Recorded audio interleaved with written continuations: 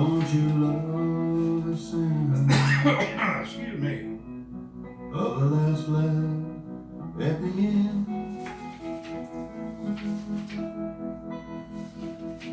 Down in the gutter with a mad old soldier, down in the scuppers with the drunken sailors, down in the gutter with a mad old soldier, but the last laugh, baby, is yours. And don't you? welcome, Georgia Court News. Ladies and gentlemen, I'm going to do a quick podcast right here. It's just going to be somewhat of a summary. I'm going to get to the point, make my point, demonstrate the evidence that I possess from the public record. Got evidence from the public record, and this is about the two lawyers I hired for my trial. I hired many lawyers. This is the first two. Mark Issa, John Mejeski from the Issa Law Firm.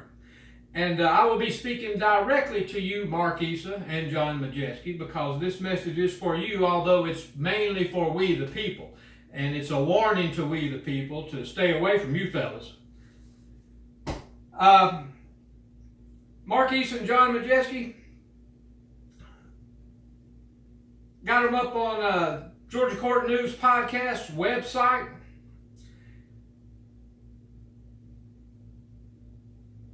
I had part of it up today, and I've got to go to court in the morning to another fella's case that I've been working on and helping him with. I'm going to be down in Dodge County in the morning, and then on Tuesday, I got to be in Catoosa County. I got a fella up there. I done had his wife sentenced out of life sentence, and he's going to be sentenced out of his life sentence to time served, is what we're expecting on Tuesday up in Catoosa County. I'm going to be up there, and so I didn't want to leave part of what I had up about Mr. Issa and Mr. Mejeski. I wanted to get a little more clarification and demonstrate the evidence so that it would be up there. And here's what I've got. So let me pull up the website here right quick.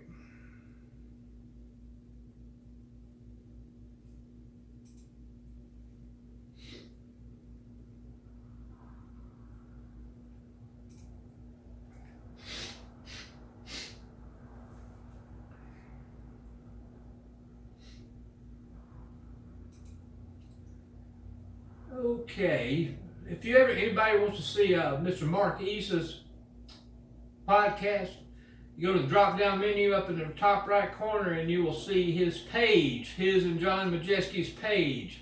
They've got a couple of advertisements, which I provided links to their advertisements that tells a lot about their character. Very proud of themselves. This video we're filming right here, it'll be below their two videos. And what it says under that, I've got a little download there. Review the evidence that will disbar these two lawyers. I've got enough evidence right here in this little file to get these lawyers disbarred. And that's what I intend to do. That's exactly what I intend to do. I just spent 8 years in Georgia Penitentiary. An innocent man. I'm going to explain that, all right? Right here on the website it says, review the evidence that will disbar these two lawyers. These two attorneys testified under oath that they counseled with Richard Bradford at the jail on numerous occasions, always met in the conference room so that they could exchange documents and review the evidence, that they would absolutely never go to trial without talking to their client, that they would absolutely never go to trial without getting an understanding of their client's case, and they elaborated much more on what they would never do as far as preparing for trial in Mr. Bradford's case, which is me. And then I've got here where you just click the link below and you will download only a portion of the evidence that will disbar these two attorneys. The below document is a certified copy of the visitation report from the Cobb County Jail, which confirms that Attorney Mark Issa and John Mejeski never met with Mr. Bradford to prepare for trial. The document also proves that their testimony in court was perjured. Okay, and then you click on this document, and it downloads from the cloud, and it's the visitation log, and there you have it. First, let's read their testimony. Let me get their testimony.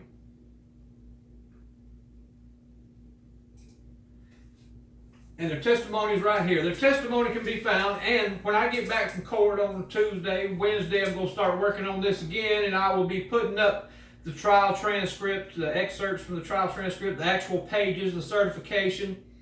So we, the people out there, you can download this transcript testimony and see the actual testimony and know that what I'm telling you is the truth. You won't get no lies from here, not at Georgia Court News. We've got the facts from the public record, the documentation to back it up. But at the motion for new trial hearing, in my case, at the motion for new trial transcript, page 34, appellate counsel attorney Jeffrey R. Filipovich, that's another lawyer I hired, asked Richard Bradford the following questions under oath while I was on the stand. Mr. Filipovich asked me, he said, Mr. Bradford, did you ever meet your lawyer in the jail's conference room where you could exchange papers? I answered no. Mr. Bradford, did you ever have an opportunity to share your files with your attorneys? I answered, no, Mr. Filipovich. In fact, I requested that they come, and Mr. Mejeski always assured me that he would be there on a specific date. However, he never once showed up. Mr. Bradford, did you give him the names of potential witnesses for your case? Mr. Filipovich, I never got an opportunity to because he never came to see me. Then at motion for new trial transcript, pages 83 and 84, appellate attorney Filipovich questions attorney Mark Issa. Mr. Issa, do you have any recollection of meeting Mr. Bradford at the jail? Answer, I definitely have a recollection of meeting him at the jail. I just don't recall how many times it would have been. Question, Mr. Issa, do you recall where it was, whether it was teleconference facility or, in a conference room or the attorney rooms? Answer, I don't ever recall speaking with Mr. Bradford through the teleconference facility, so it would have to be the others, like the conference room or the attorney's booths. Now, let me just point out to you, I paid this Mr. Filipovich good money, just like I paid Issa good money and I paid Mejeski good money. Now I paid Mr. Filipovich to try to straighten out these two other attorneys, and he just put me on the stand. He put me on the stand and he asked me, Mr. Bradford, let's go back here. Mr. Bradford, did you ever meet your lawyer in the jail's conference room where you could exchange papers? I answered no. So why in the hell would Mr. Filipovich turn around and say,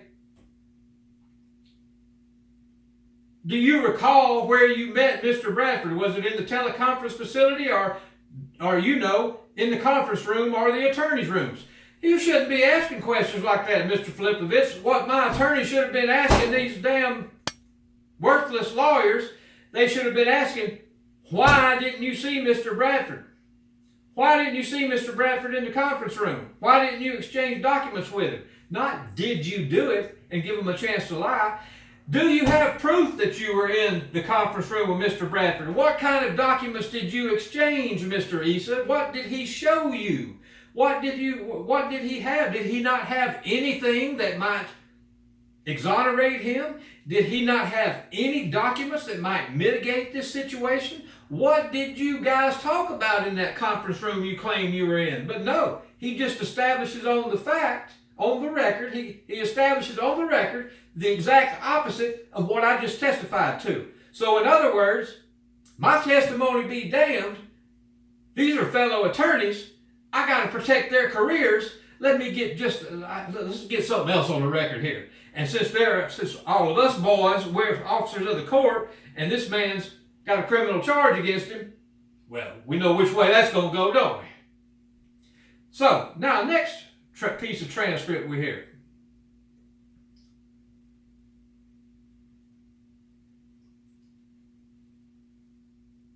Motion for new trial transcript 97 through 109.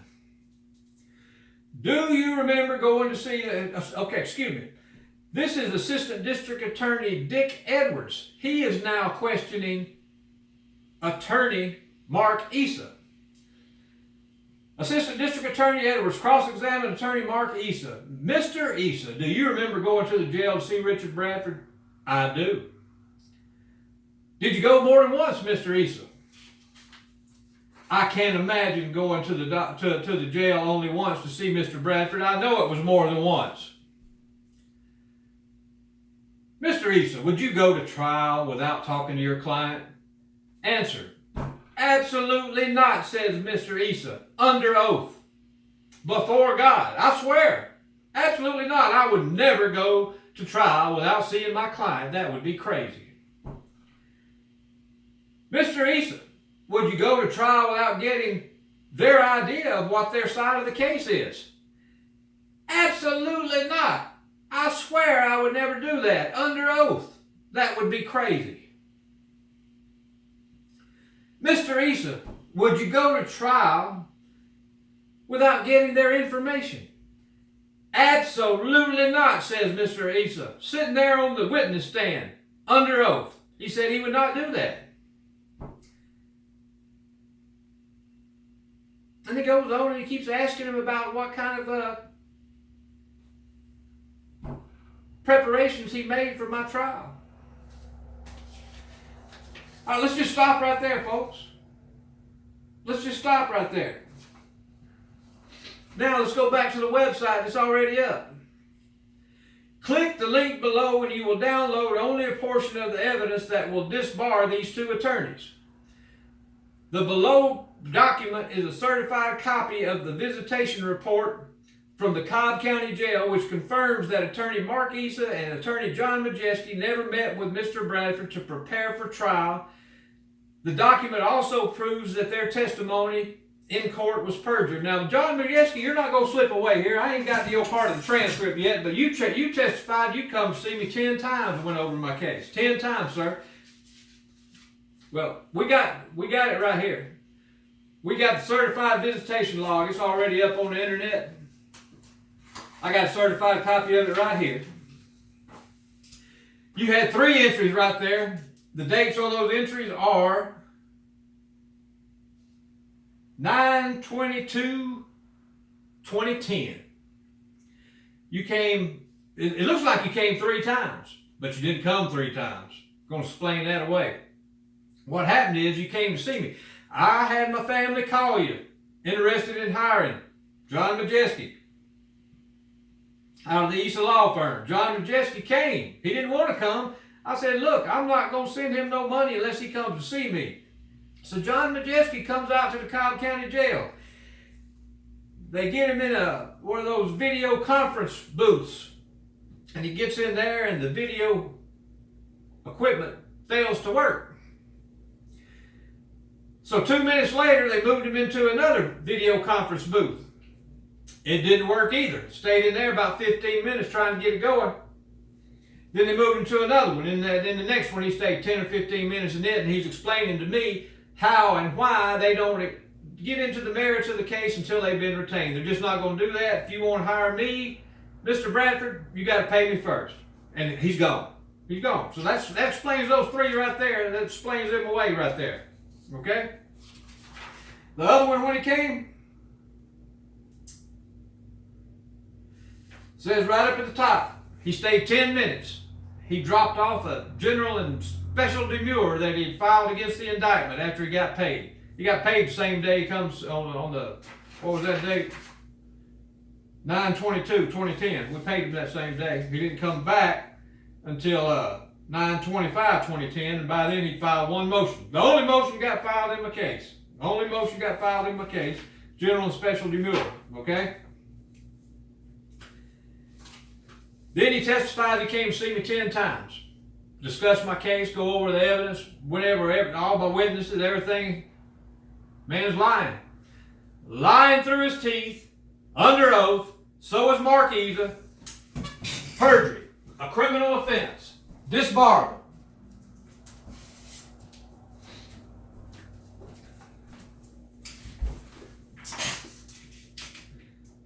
How about that? I open straight to it. Perjury.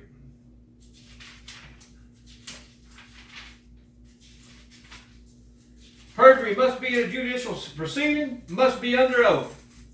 I submit to you, Mark Issa and John Mejeski, that my motion for a new trial hearing was a hearing. You were under lawful oath. And you boys are in some trouble now. You guys have kept me out of court. Cobb County's kept me out of court. I've got the evidence to prove I'm innocent. I've had the evidence all along. If Mark Issa and John Mejeski had come to see me when I was in the Cobb County jail, I could have showed it to them, and I might have not ever had to go to prison for all these years. And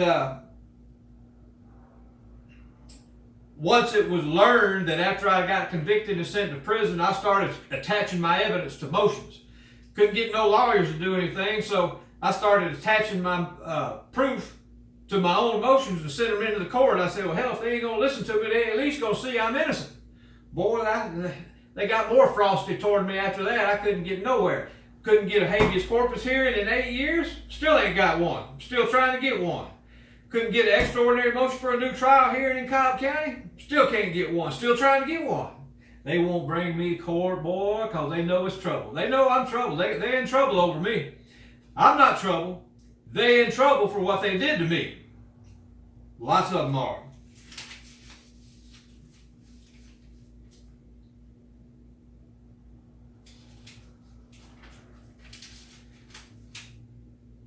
A knowing and willful false statement. Perjury. Perjury is the knowing and willful making of a false statement under lawful oath on a matter material to an issue or point in question in a judicial proceeding. Georgia perjury law is generally in accord with that in the majority of American jurisdictions. Perjury consists of 4 elements. The defendant must have made a statement which he did not believe to be true at the time he made it. The defendant, that would be you, Mark Issa and John Mejeski. The defendant must have made a statement which he did not believe to be true at the time he made it. Now, read Mark Issa's advertisements on the internet. Review his videos that he thinks he's an intense guy now, folks. He's a really intense guy. He's very intense. Now, he's going to know if he came to see me or not, and he's going to know if he discussed my case with me, and he's going to know if we were in a conference room, and he's going to know that. He ain't going to forget and make a mistake and give perjured testimony by accident. It was an intentional act. That's element 1, folks. All right, element 2. The statement must have been material to an issue or point in question. We done covered all that. The material point in question is, did you come see Bradford? Did you review his evidence? Did you discuss his defenses? And he lied through his teeth and said, yes, yes, yes, yes, in the conference room. Numerous times I came to see Mr. Bradford, and I would absolutely never not go to trial without seeing the client. I would absolutely never go to trial without reviewing the case. I would absolutely never go to trial without hearing their side of the case. That would be crazy. Element number 3. It must have been made in a judicial proceeding, and by God, when we were in the motion for new trial, that was a judicial proceeding. Element number 4. The defendant must have been under a lawfully administered oath at the time he made the statement, and he was placed under oath. Mr. Issa, you in trouble, sir. John Mejeski, you in trouble, sir. And I don't know if y'all got any of these in y'all's office. It's a law book. It's a good one right here. Georgia Criminal Offenses and Defenses in Georgia. You ought to try to crack one open every now and then. All right, this visitation document is very damning to you fellas. You don't know how you're going to explain that away. But I got something else to tell you right here. There ain't no reason in trying to explain it away, because I've got some more testimony from you, Mr. Issa, right here. Because before trial, I had been diagnosed with cancer. Oh Lord, they told me they was going to take my esophagus out and they was going to take my tongue out, and so I'm dealing with that and trying to deal with you worthless lawyers that won't come see me, and here I am charged with a Racketeer and Influence and Corrupt Organization Act over 3 unenforceable contracts that were canceled because they were contingent contracts and the customers didn't even meet the contingency. You can't enforce that contract, but y'all wouldn't know anything about that because you never came to see me. And you also didn't know anything about that I had $2 million worth of insurance covering those contracts. I even had completion insurance and contractor's insurance. I was covered, man. Those people were covered. I had a policy. There was no case. But you guys sent me a letter, said, this is right after I had cancer surgery. They took part of my tongue out. They said, Mr. Issa wrote me and said, "Dear Mr. Bradford, we received your letter and we are very sorry that your cancer has returned." They cut part of my tongue out and cancer came back. "We have also received an offer from the ADA handling your case. We have negotiated with Ms. Treadway and she has now offered a probated sentence in exchange for your guilty plea. That means no more jail time." I've been in jail for a year, folks. "She does, however, want a significant amount of restitution. The way that would work is that the ADA would require a minimum amount of $10,000 to be paid up front, and we would have a formal restitution hearing to determine the remaining amount, if any." Well, I wasn't guilty. And folks, all I had to have been in jail for a year, sitting in there. I got cancer. Don't know if I'm going to live or die. They're telling me they're going to take out my esophagus and my tongue. I'm already buying writing pads so when they take it out, I can write and communicate with people I need to communicate with. So these are all things that might influence a man, especially a guilty man, say, look, just look at it like this. You got a guilty man that converted this money like the indictment said. He's already been in jail for a year. Now he's got cancer and it looks like he might die. It looks like they're going to take his throat out. And they come to him and say, "Look here, Mr. Bradford, give us a little money. Go on home on probation." Well, what fool wouldn't do that? Go get you some real treatment for the cancer instead of this Cobb County jail treatment. Well, I wasn't guilty. And I wasn't going to let them pressure me into a guilty plea. I wasn't going to let that happen. And I wouldn't do it. So I went to trial. And I figured my lawyers, I paid them to come see me. I paid them to put up my defense. I had the evidence to clear myself. But they never come to look at it. I still got it. I can show it to you, and I'm going to show it to you. So, Mr. Issa, don't try to explain that visitation list away. You can't. You were never there. You gave perjured testimony. It wasn't an accident. It's certified by the officer that in charge of keeping that record at the Cobb County Jail. Nobody gets through there, not even for a second, without somebody knowing where they're at. You weren't there, sir. Neither were you, John Mejeski. You gave perjured testimony and said you was. You gave perjured testimony over and over and over and said you was. And said you did everything that a good lawyer would do. But you didn't. Now, later on, at my motion for new trial, here's what you testified to, Mr. Issa. You said at page motion for new trial transcript 108 and 109, Mark Issa testified while being questioned by ADA Dick Edwards, quote, I thought in this case our offer of a probated sentence was extremely, extremely favorable and reasonable. We do the best we can and we take people as far as we can in the legal process in hopes to get where they need to be.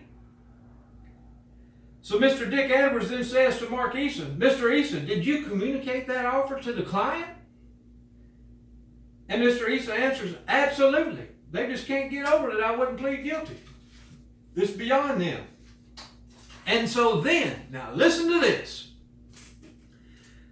Assistant District Attorney Dick Edwards asks, Mr. Issa, so is it fair to say that your trial strategy was to hold the state to prove their case? Mr. Issa answered, absolutely. Absolutely. I didn't call any witnesses. I didn't present any evidence. I didn't submit any documents as evidence. Mr. Bradford had the certified completion certificates where he completed one of those projects, signed off that all the money had been spent in accordance with the contract, the customer was satisfied, the lending agency was satisfied, the completion certificate was certified, and he had a certificate for every payment received. But I didn't admit any of that into evidence. I didn't even go talk to Mr. Bradford at the jail. If he wasn't going to plead guilty, all I was going to do was sit back and see if the state could prove their case. Well, of course they could. They were uncontested. They were uncontested.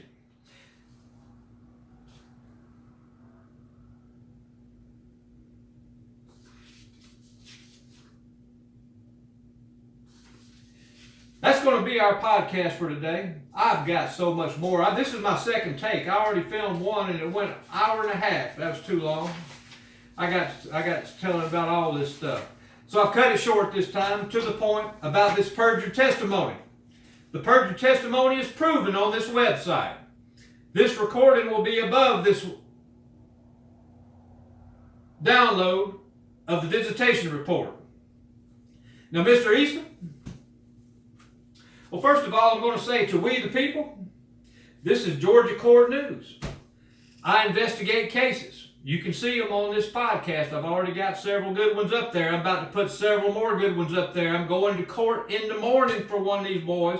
I'm going to be there and I'm going to record what goes on down there in Dodge County. Then I'm going up to Catoosa County, as I've already said, on Tuesday. And then Wednesday, I'm going to be back putting more cases on this website and more stuff about Mark Issa and John Mejeski.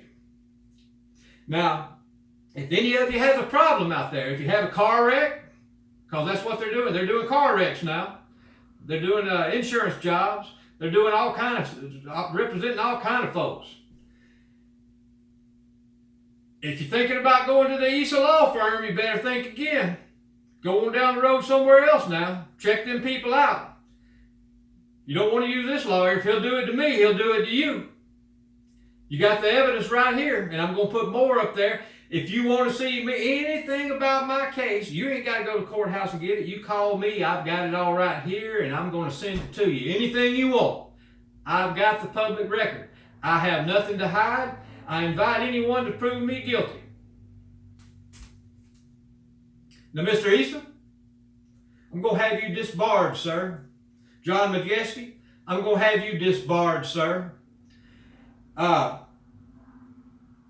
When you see my website, I know how you think. You're probably going to want to sue me. Well, go ahead. I don't know what you think you're going to get out of me after 8 years. I'm terminally ill and been in prison all these years. Been in prison about 13 years, you know. Go ahead and sue me if you want to. Do whatever you will. But know what I'm going to do. I am looking in your window. I am coming after you, sir, by means of the law.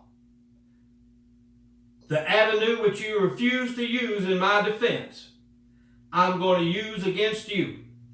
I'm going to have you disbarred, and in the meantime, I'm going to put the public on notice about your business.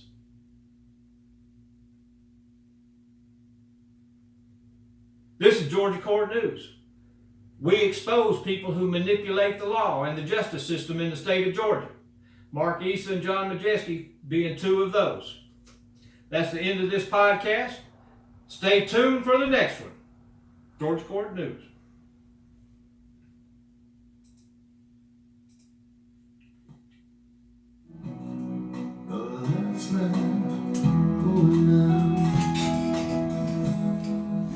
Games you thought you'd learn, you neither lost nor won. Their dreams have crashed and burned. You still keep on keeping on.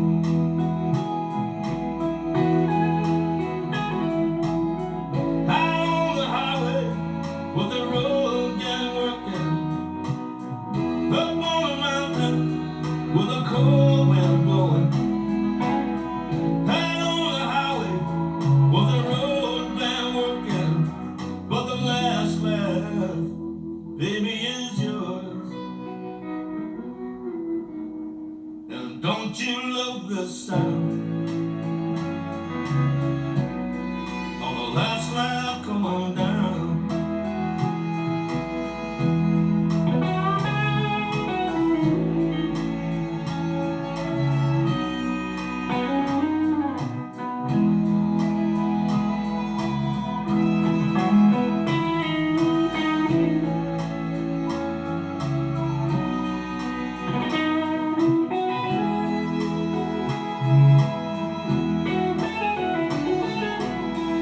They had you crying and you came up smiling. They had you crawling and you came up flying. They had you crying and you came up smiling. And the last laugh, baby, is yours. And don't you love the sound? The last laugh going down. Oh, don't you love the sound of the last laugh going